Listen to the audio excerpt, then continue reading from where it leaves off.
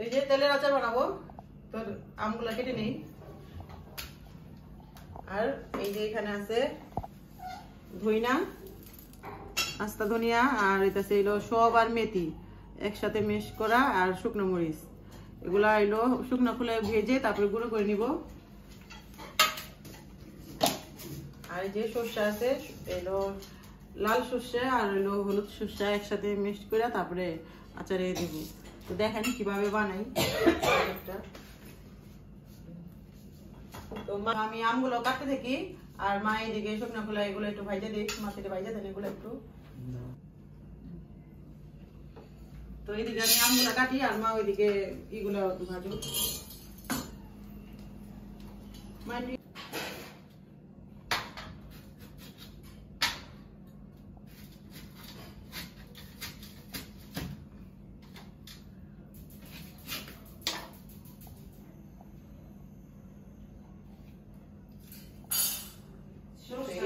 কেটে তারপরে হালকা করে এইভাবে একটু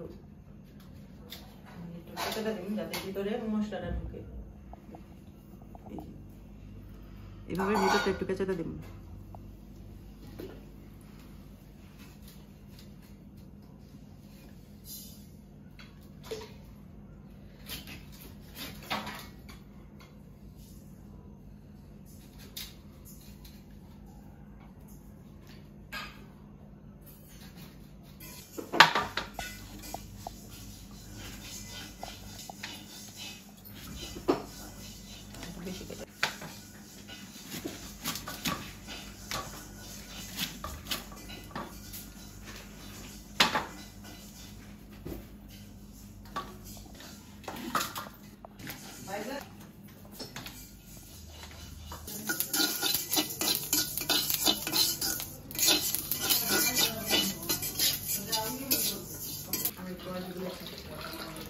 পুরো নীল নীল কালার হয়ে গেছে না, একটা ডুব দাও তুই দিয়ে।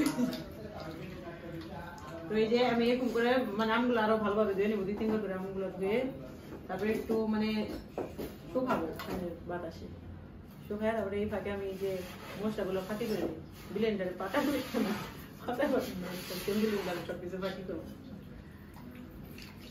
তো আচার বানানোর জন্য প্রথমে মশলাগুলো ভালো মতো ফেটা মানে ব্লেন্ডার করি। তো ফার্স্ট এখানে ছিল সব, মেথি, পরে ধনিয়া সব দিয়ে দেবো।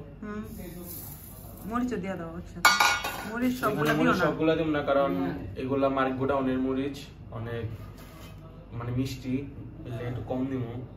তো এখানে 5টা 5-6টা দেখেন।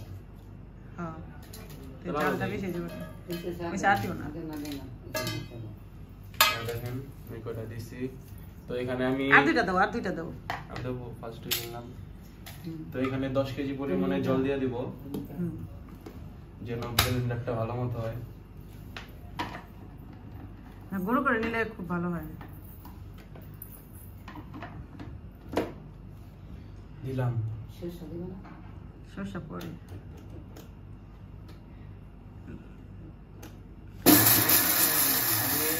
জেন্ডা অফ করে ওই বাটন টিপে দিয়েছে, আমি কই হয় নাকি।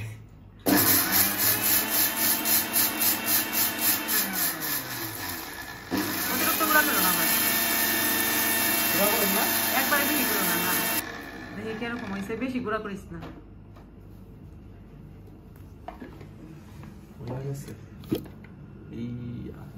দেখি হ্যাঁ হয়েছে, তাও বেশি হয়েছে, একটু কম করলে চলবে। দাও বেড়েছে রে, গ্রাম বেড়েছে সুন্দর। মা এখান থেকে কিছু রাইখা দাও, ওই কিছু বড়াই মোড়া এখন আলাদা একটু করতাম, এটা তো আচারের পরিমাণে করছি। একটু যদি একটু আস্তে আস্তে রাখলে ভালো লাগে। সবগুলা এটা কি বাচ্চ? না না এটা বাচ্চা সবগুলোই দাও, পরিষ্কার আছে, সমস্যা নেই। হ্যাঁ যাবে, যাও এই দিকে দিয়ে যাও, আর আবার দায় করো না। দেখেন কিভাবে চালু করতে হয়। এই যে লাল বাটনে দিবেন কিন্তু কাম হবে না। তখন আমি এটাই মনে করছিলাম তো নষ্ট হয়ে গেছে। সবাই জানে কিভাবে চালু করতে হয়, এখন সবার ঘরে ঘরেই আছে। আমি তো ভুলে গেছি, আমি এটা অন করতেছি, আমি হয় না কে।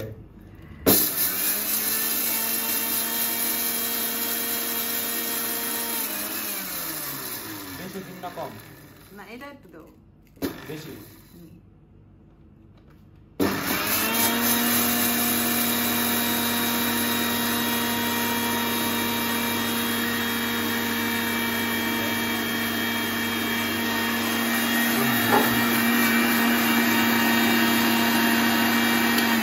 এই যে থালি দাও, না না না ওইখানে না, কারণ এটা তো আগে দিতে হবে।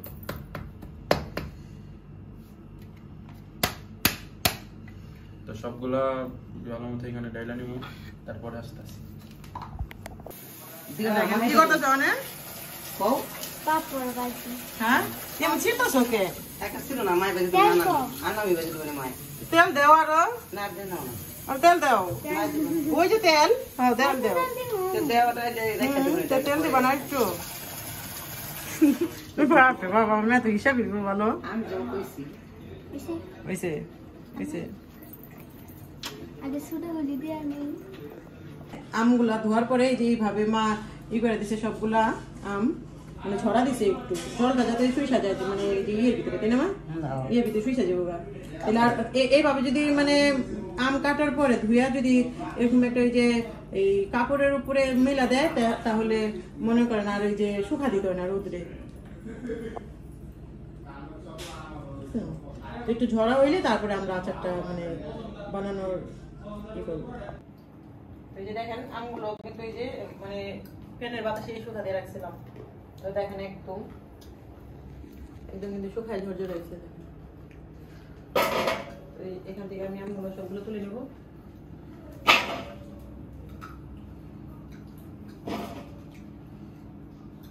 আমগুলো কিন্তু কালো হয়নি,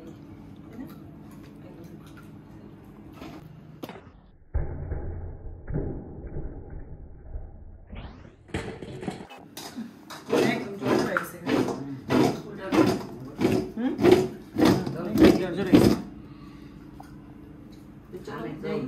তো প্রথমে আমি কড়াইতে সরিষা তেল দিয়ে দেবো।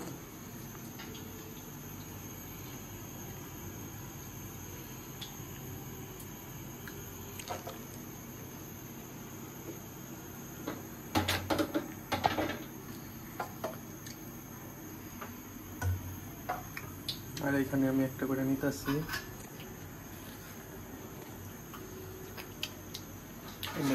মজা। প্রথমে আমি কিছু এই যে 5 নম্বরই ফোড়ন দিয়ে দিব।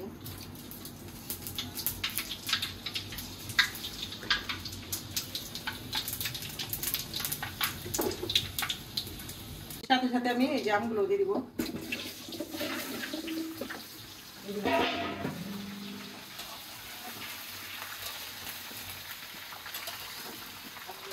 জলদাছে মা।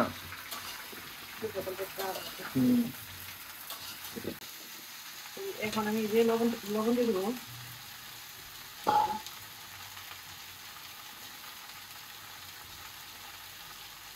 আমি যে সরিষার গুঁড়াটা দিয়ে দেবো। দালু বহাই দিন তো যান লাগতো না একটু আছে আমরা বাচ্চা না একটু দিন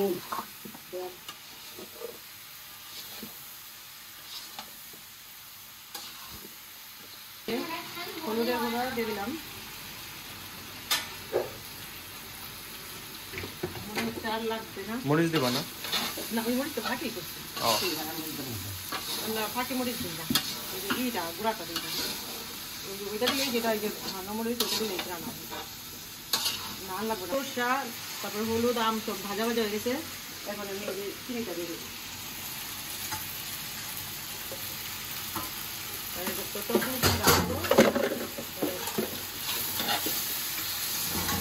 চিনিটাও দিয়ে দিলাম।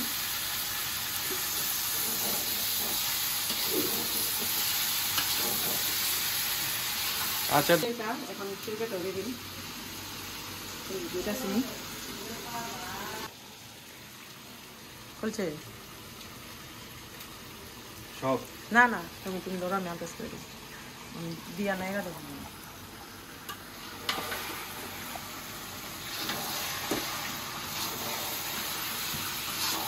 তেলটা দিয়ে দিলাম।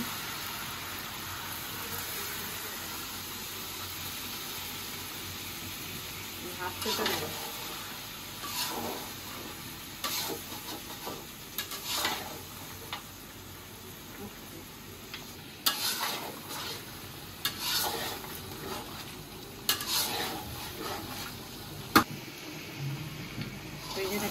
আচারটা হয়ে গেছে।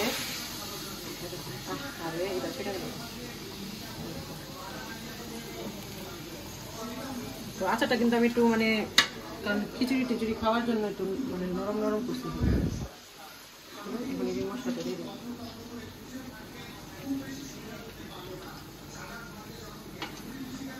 একটু টাক দেবো।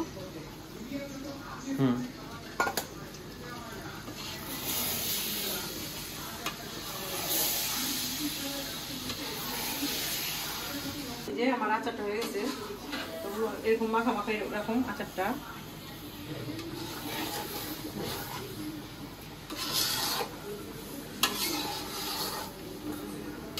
এটা দিয়ে খিচুড়ি দেখাইতে মজা লাগে না? এই যে কালকে তো আচারটা বানাইছি, তো কালকে আর আচারটা টেস্ট করা হয় নাই যে ঝাল লবণ সবকিছু কিরকম হয়েছে। তো এখানে যে আচারটা বাড়ছি, অঞ্জন দিয়ে দেখি, অঞ্জন খাই দেখো যে আচারটা কিরকম হয়েছে।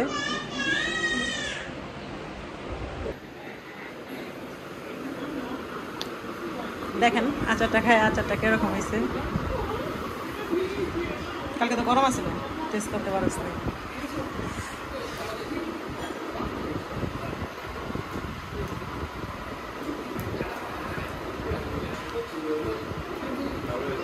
হ্যাঁ, খিচুড়িটা খাওয়ানোর লেগা জাল মিষ্টি টক এরকম করে বানিয়েছে।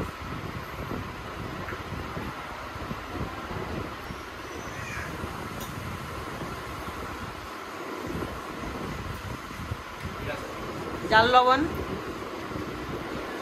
সব পারফেক্ট না?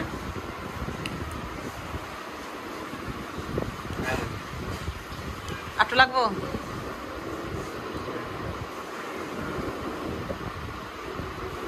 তো এই আচারটা খিচুড়িতে বেশি মজা লাগে, একটু টক টক ভাব আছে, তাই না? তো কালকে তো দেখছেন এই আচারটা কিভাবে বানাইছি। তো আপনারা যদি আর অন্য কোনো পদ্ধতিতে আচার জানেন, কারণ আমি অতটা জানি না, কারণ অবশ্যই মানে আমার জানাইবেন।